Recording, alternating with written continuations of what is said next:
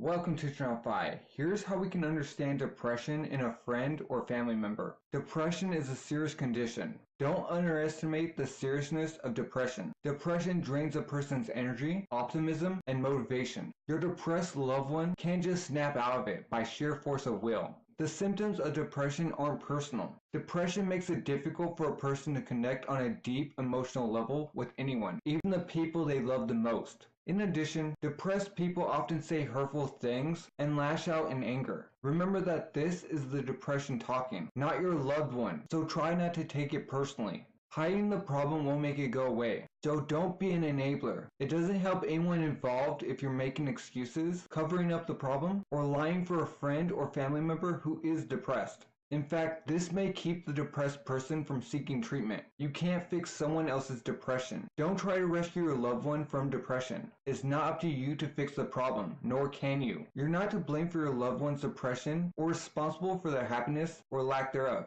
Ultimately, recovery is in the hands of the depressed person. Here are some signs that your friend or family member may be depressed. They don't seem to care about anything anymore. They were not typically sad, irritable, short-tempered, critical, or moody. They've lost interest in work, relationships, hobbies, or other pleasurable activities. They talk about feeling helpless or hopeless. They express a bleak or negative outlook on life. They frequently complain of aches and pains, such as headaches, stomach pains, and back pain. They complain of feeling tired and drained all the time. They have withdrawn from friends, family, and other social activities. They are either sleeping less than usual or oversleeping. They are eating either more or less than usual and have recently gained or lost weight. They have become indecisive, forgetful, disorganized, and out of it. They are drinking more or abusing drugs, including prescription sleeping drugs and painkillers. Here's how to talk to a loved one about depression. Sometimes it's hard to know what to say when speaking to a loved one about depression.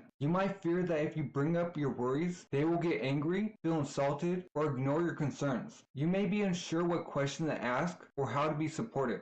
If you don't know where to start, the following suggestions may help. But remember that being a compassionate listener is much more important than giving advice. Encourage the depressed person to talk about their feelings and be willing to listen without judgment. And don't expect a single conversation to be the end of it. Depressed people tend to withdraw from others and isolate themselves. You may need to express your concern and willingness to listen over and over again. Be gentle yet persistent. Here are some ways to start the conversation. I have been feeling concerned about you lately. Recently, I have noticed some differences in you and wondered how are you doing? I wanted to check in with you because you seem pretty down lately. Here are some questions you can ask. When did you begin feeling like this? Did something happen that made you start feeling this way? How can I best support you right now? Do you ever feel so bad that you don't want to be here anymore? Have you thought about getting help? Remember, being supportive involves offering encouragement and hope. Very often, this is a matter of talking to a person in a language that they will understand and respond to while in a depressed mind frame. Here's what you can say that helps. You are not alone in this. I'm here for you. You may not believe it now, but the way you're feeling will change. I may not be able to understand exactly how you feel, but I care about you and want to help.